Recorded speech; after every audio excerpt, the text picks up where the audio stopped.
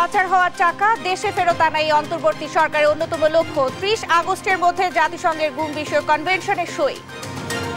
ছাত্র জনতা হত্যার নির্দেশদাতা হিসেবে শেখ হাসিনার বিরুদ্ধে আরো মামলা, আন্তর্জাতিক অপরাধ ট্রাইব্যুনালে একদিনেই ৪ অভিযোগ। ১.৫ মাস পর হাসপাতাল থেকে বাসায় ফিরলেন খালেদা জিয়া, শিগগিরই যাবেন যুক্তরাজ্যে। রাষ্ট্রদ্রোহ মামলায় তারেক রহমান খালাস।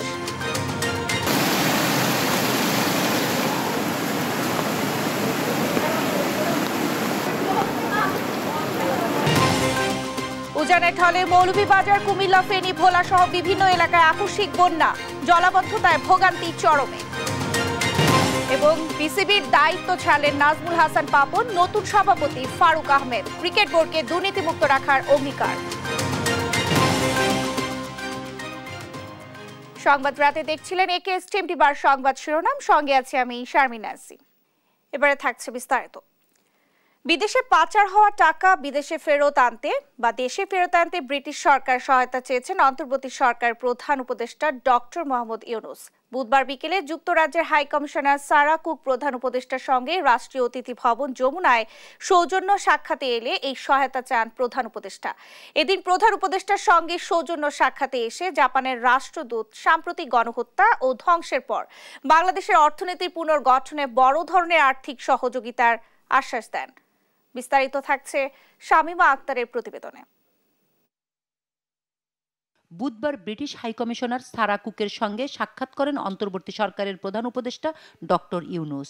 এ সময় সারা কুক জানান, অন্তর্বর্তী সরকারকে সহায়তা করতে প্রস্তুত ব্রিটিশ সরকার। জবাবে ডক্টর ইউনূস দেশ থেকে পাচার হওয়া টাকা কিভাবে দেশে ফেরত আনা যায় সে বিষয়ে ব্রিটিশ সরকারের কাছে সহযোগিতা চান। জানেন, ব্রিটেনে অনেকে বাংলাদেশি প্রাক্তন গভর্নমেন্টের অনেকে ওইখানে বাড়ি ঘর করেছেন, তো টাকাটা কিভাবে গেল এটা একটা বড় কোশ্চেন। সে বিষয়ে যায় যে মানিটা লন্ডার হয়েছে সেই মানিটা কিভাবে ফেরত নিয়ে আসা যায় সেই জন্য ব্রিটিশ হাই কমিশনের কাছে উনি সাপোর্ট চেয়েছেন। এর আগে ডক্টর ইউনূসের সঙ্গে সৌজন্য সাক্ষাৎ করেন জাপানের রাষ্ট্রদূত। এ সময় রাষ্ট্রদূত ছাত্র আন্দোলনে বাংলাদেশে যে হত্যাযজ্ঞ হয়েছে তাকে হিটলারের হত্যাযজ্ঞের সঙ্গে তুলনা করে দেশের অর্থনৈতিক পুনর্গঠনে আর্থিক সহায়তার আশ্বাস দেন। জাপানের যে রিকনস্ট্রাকশনের সাথে উনি বাংলাদেশের রিকনস্ট্রাকশনের তুলনা করেছেন এবং উনি মনে করেন প্রফেসর ইউনূসের নেতৃত্বে বাংলাদেশ আবার রিভিউ করবে, যে বাংলাদেশের সাথে তাদের ইকোনমিক কোঅপারেশন আরো স্ট্রেংথেন হবে। প্রেস সচিব জানান, আগামী ৩০ আগস্ট আন্তর্জাতিক গুম দিবসের আগেই জাতিসংঘ ঘোষিত আন্তর্জাতিক গুম কনভেনশনে সই করবে বাংলাদেশ। ৩০ আগস্ট হচ্ছে ইন্টারন্যাশনাল ডিসঅ্যাপিয়ার্ড পিপল, ওই ৩০ আগস্টের আগে এটা সাইন হবে। একটা ডিসঅ্যাপিয়ারেন্সের উপর একটা কমিশন করার চিন্তা ভাবনা আছে, ক্যাবিনেটে এই আলাপটা উঠেছে এবং এটা নিয়ে জোর দাবি আছে। জানেন, মায়ের ডাকের থেকে আমরা একটু ক্যাশিউ করতে পারি, each and every case of disappeared people will be investigated, each and every one. দেশের কয়েক জেলায় দীর্ঘমেয়াদী বন্যার আশঙ্কা করা হচ্ছে। বন্যা মোকাবেলায় সরকারের সব ধরনের প্রস্তুতি রয়েছে বলেও জানান প্রেস সচিব। প্রিপারেশন আছে বন্যাকে ফেস করার। শামিমা আক্তার, দেশ টিভি, ঢাকা। ছাত্র জনতার আন্দোলনে হত্যার নির্দেশদাতা হিসেবে একের পর এক মামলায় জড়াচ্ছেন শেখ হাসিনা সহ আওয়ামী লীগের নেতাকর্মীরা। আসামি হয়েছেন সাবেক প্রধান বিচারপতি, বুদ্ধিজীবী ও আইনজীবীরাও। মামলা থেকে বাদ যাননি পুলিশ, র্যাব সহ বিভিন্ন বাহিনীর কর্মকর্তা ও সদস্যরাও। আরও জানাচ্ছেন মাইনুদ্দিন আরিফ। প্রতিনিয়ত দীর্ঘ হচ্ছে পতিত সরকারের প্রধানমন্ত্রী ও মন্ত্রী, এমপি এবং তাদের সহযোগীদের বিরুদ্ধে করা মামলার তালিকা। গণহত্যা, হত্যা, নির্যাতন, দুর্নীতি ও লুটপাটের অভিযোগে একের পর এক মামলা করছেন ভুক্তভোগী ও বিক্ষুব্ধরা। ছাত্র জনতার আন্দোলনে গুলিতে হাফিজুল শিকদার নিহতের ঘটনায় সাবেক সরকার প্রধান শেখ হাসিনার নামে মামলা হয়েছে। রাজধানীর বাড্ডা থানায় করা এই মামলায় সালমান এফ রহমান, আসাদুজ্জামান খান কামাল, আনিসুল হক, পলক, আরাফাত, বসুন্ধরা গ্রুপের চেয়ারম্যান ও এমডি সহ ১৭৯ জনকে আসামি করা হয়েছে। তেজগাঁও শিক্ষার্থী তৈদুল হত্যার অভিযোগে করা মামলার আসামি হয়েছেন শেখ হাসিনা, আইনজীবী নিঝুম মজুমদার, অধ্যাপক মুনতাসির মামুন সহ ৫০ জন। রাজধানীর মিরপুরে হেলিকপ্টার থেকে করা গুলিতে ফিরোজ তালুকদার হত্যায় শেখ হাসিনা, বিচারপতি খায়রুল হক সহ 5 জনের নাম উল্লেখ সহ অজ্ঞাত আরও 200 জনকে আসামি করা হয়েছে।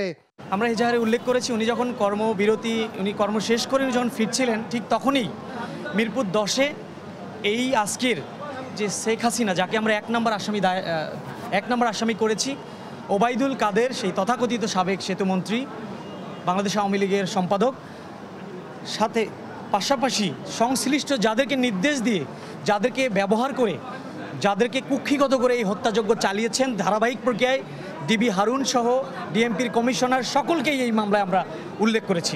একই এলাকায় আকরাম খান রাব্বি নিহতের ঘটনায় শেখ হাসিনা সহ 48 জনের নাম সহ অজ্ঞাত 200 জনের বিরুদ্ধে মামলা হয়। রাজধানীর বনশ্রীতে ফ্রিল্যান্সার রাসেল হত্যায় শেখ হাসিনা সহ 16 জনের নাম উল্লেখ করে অজ্ঞাত 150 জনের বিরুদ্ধে মামলা করেছে ভুক্তভোগী পরিবার। বর্তমানে আমাদের একটাই চাওয়া, শহীদ রাসেলকে তো আমরা পাবো না, শহীদ রাসেলের ন্যায্য ন্যায় বিচারটা যেন আমরা পাই। আমরা শেখ হাসিনা, ওবায়দুল কাদের, আসাদুজ্জামান কামাল, জুনায়েদ হোসেন পলক, হারুনুর রশিদ সহ টোটাল 28 জনের নাম উল্লেখ করে আর অজ্ঞাতনামা 200 জনকে আসামি করে মামলা করেছি। গেল 20 জুলাই যাত্রাবাড়ির কাজলা এলাকায় গুলিতে নিহত হয় আদমজী সরকারি কলেজের শিক্ষার্থী ইমাম হোসেন ভুইয়া।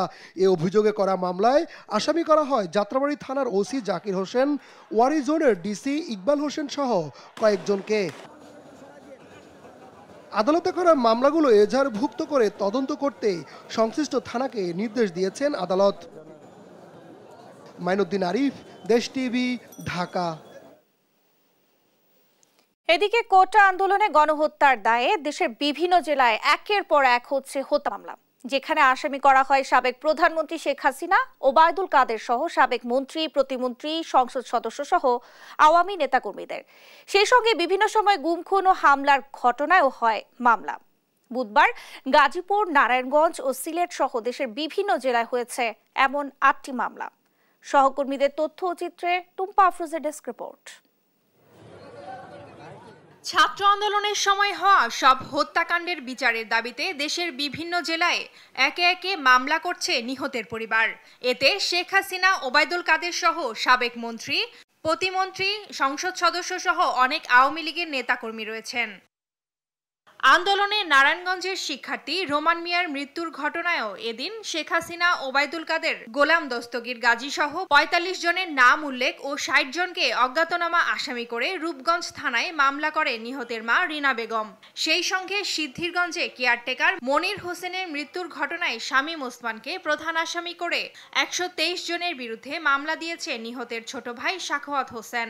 এদিকে জেলার সাইনবোর্ড এলাকায় মৃত্যুবরণকারী আবুল হোসেন মিজির মৃত্যুতে শেখ হাসিনা, শামীম ওসমান সহ 80 জনের নামে ফতুল্লা থানায় মামলা দায়ের করা হয়। ছাত্র আন্দোলনে গাজীপুরে নূর আলমের মৃত্যুতে শেখ হাসিনা, ওবায়দুল কাদের, আসাদুজ্জামান খান কামাল সহ 6 জনকে নির্দেশদাতা ও মহানগর আওয়ামী লীগের সভাপতি অ্যাডভোকেট আজমত উল্লাহ খান ও গাসিকের সাবেক ভারপ্রাপ্ত মেয়র আসাদুর রহমানের বিরুদ্ধে বুধবার হত্যা মামলা করেন নূর আলমের বাবা আমির আলী। খুলনায় 2022 সালে বিএনপির কার্যালয় ভাঙচুরের অভিযোগে খালিশপুর থানায় সাবেক কেসিসি মেয়র তালুকদার আব্দুল খালেক, সাবেক শ্রম ও কর্মসংস্থান প্রতিমন্ত্রী বেগম মন্নুজান সুফিয়ান ও 75 নেতাসহ অজ্ঞাতনামা 50 থেকে 60 জনকে আসামি করে বুধবার মামলা করেন বিএনপি নেতা ইলিয়াস। এদিকে রাজশাহীতে বিএনপি নেতা মিজানুর রহমান মিনুর বাড়িতে হামলার ঘটনার 5 বছর পর আলাদা 2টি মামলা হয়েছে। এতে আসামি করা হয় সাবেক city mayor AHM Khairuzzaman Liton সহ 82 আওয়ামী লীগ নেতাকে। আন্দোলনে গুলি করে হত্যার দায়ে এদিন সিলেটেও হাসিনা সহ বেশ কয়েকজনের নামে আলাদা একটি হত্যা মামলা হয়েছে। টুম্পা আফরোজ, নিউজ ডেস্ক, দেশ টিভি। 1.5 মাসের চিকিৎসা শেষে গুলশানের বাসায় ফিরেছেন বিএনপি চেয়ারপারসন বেগম খালেদা জিয়া। তার শারীরিক অবস্থা কিছুটা সুস্থ হওয়ায় মেডিকেল বোর্ডের সিদ্ধান্তে বাসায় নেওয়া হয় তাকে। 12 থেকে 15 ঘন্টা বিমান যাত্রায় সক্ষম হলে উন্নত চিকিৎসার জন্য দেশের বাইরে নেওয়া হবে তাকে বলে জানান তার চিকিৎসক ও বিএনপি স্থায়ী কমিটির সদস্য AZM জাহিদ হোসেন। আরও জানাচ্ছেন এম এ আজিম। স্লোগানে মুখরিত বিএনপি চেয়ারপারসন বেগম খালেদা জিয়ার গাড়িবহর। বুধবার সন্ধ্যায় রাজধানীর এভার কেয়ার হাসপাতালে চিকিৎসা শেষে বাসায় ফেরার পথে নেতাকর্মীদের এ ঢল। তাকে বহনকারী গাড়িটি গুলশানের বাসা ফিরুজায় পৌঁছালে অপেক্ষারত নেতাকর্মীরাও তাকে স্বাগত জানান। এ সময় তাকে দেখতে আসেন বিএনপির সিনিয়র নেতারাও।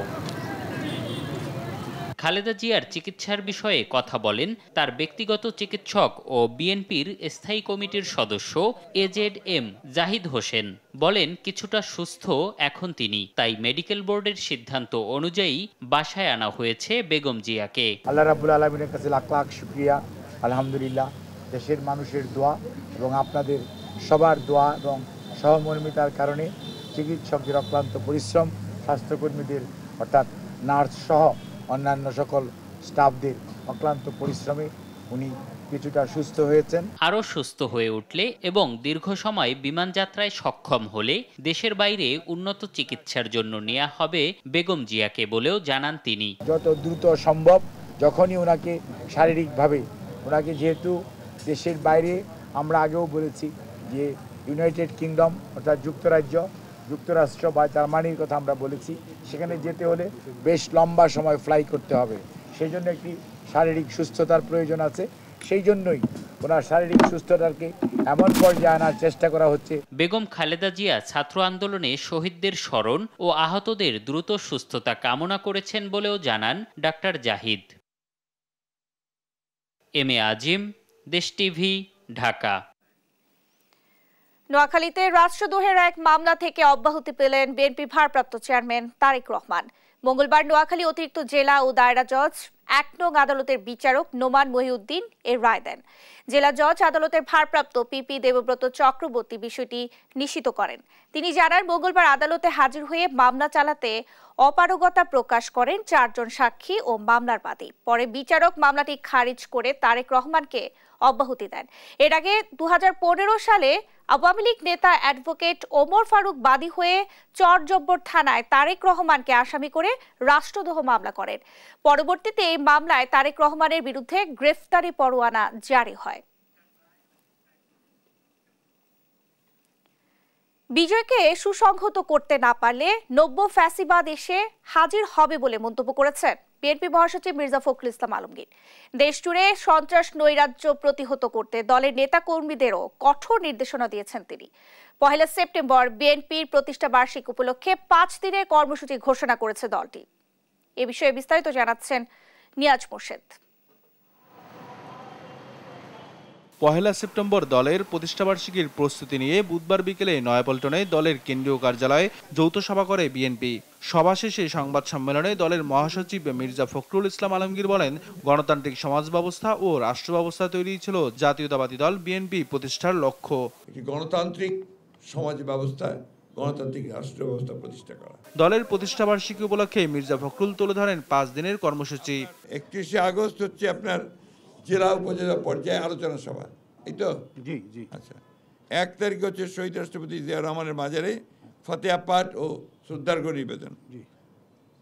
২ সেপ্টেম্বর হচ্ছে র্যালি, এটা আপনার জেলা উপজেলা মহানগর পর্যায়ে। দেশের গণতন্ত্রকে প্রাতিষ্ঠানিক রূপ দিতে বিএনপি সবচেয়ে বড় ভূমিকা রেখেছে বলে দাবি করেন দলটির মহাসচিব। বাংলাদেশ জাতীয় দলের যে অবদান গণতন্ত্রের জন্য, গণতন্ত্র প্রতিষ্ঠার জন্য, এই কথাটা সবসময় আমি স্মরণ করিয়ে দিতে চাই। গণতন্ত্রকে প্রাতিষ্ঠানিক রূপ দিতে, একটা প্রতিষ্ঠান হিসেবে পরিণত করতে কিন্তু এই বিএনপি সবচেয়ে বড় ভূমিকা পালন করেছে বরাবর। ছাত্র জনতার আন্দোলনে স্বৈরাচারী সরকার পালিয়ে গেল, সবাইকে সজাগ থাকার আহ্বান জানান তিনি। বলেন, কোনো ধরনের সন্ত্রাস নৈরাজ্য সহ্য করবে না বিএনপি। সর্বক্ষেত্রে যে আইন শৃঙ্খলা যারা ভঙ্গ করবে তাদেরকে প্রতিহত করতে হবে এবং তাদেরকে আমাদের এখন যে আইন শৃঙ্খলা রক্ষাকারী বাহিনী আছে তাদের হাতে তুলে দিতে হবে।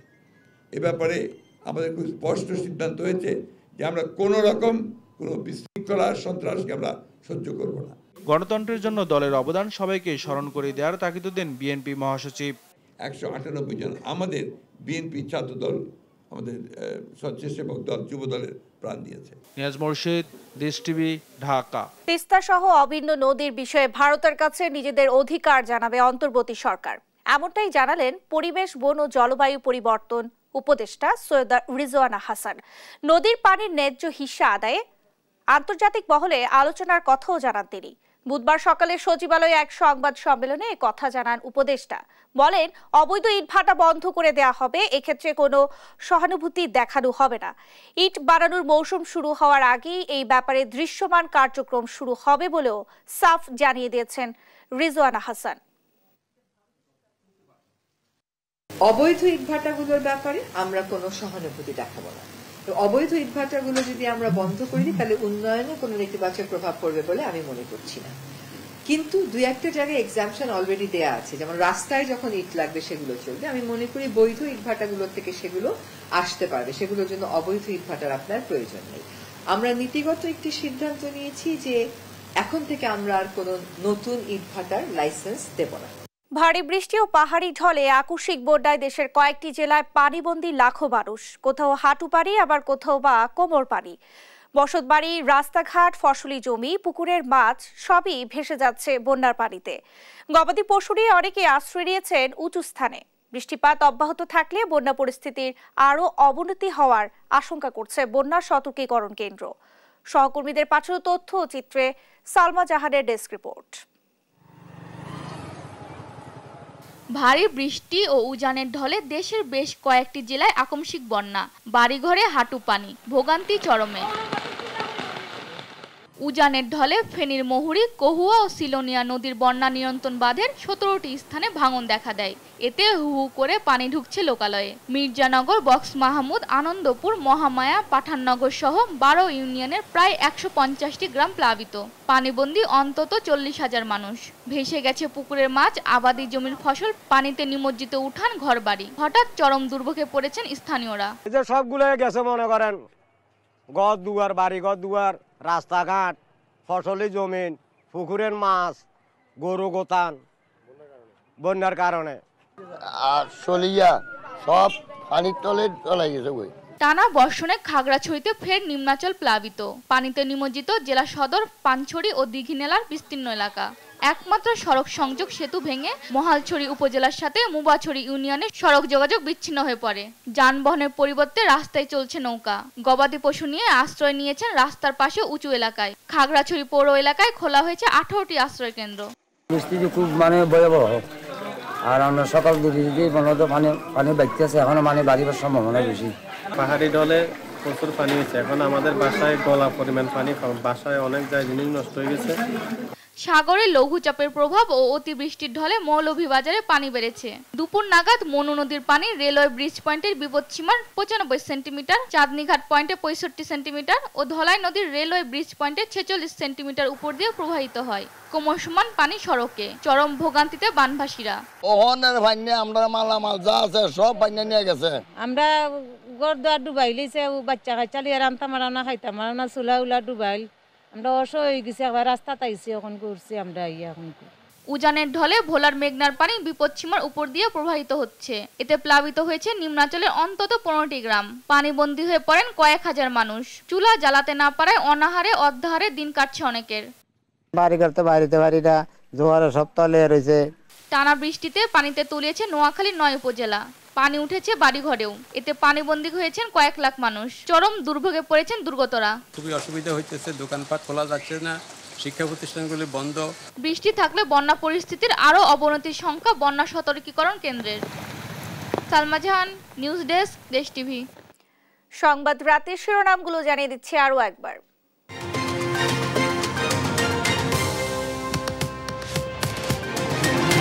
পাচার হওয়া টাকা দেশে ফেরত আনাই অন্তর্বর্তী সরকারের অন্যতম লক্ষ্য। 30 আগস্টের মধ্যে জাতিসংঘের গুম বিষয়ক কনভেনশনে সই। ছাত্র জনতা হত্যার নির্দেশদাতা হিসেবে শেখ হাসিনার বিরুদ্ধে আরও মামলা। আন্তর্জাতিক অপরাধ ট্রাইব্যুনালে একদিনেই 4 অভিযোগ। 1.5 মাস পর হাসপাতাল থেকে বাসায় ফিরলেন খালেদা জিয়া। শিগগিরই যাবেন যুক্তরাজ্যে। রাষ্ট্রদ্রোহ মামলায় তারেক রহমান খালাস।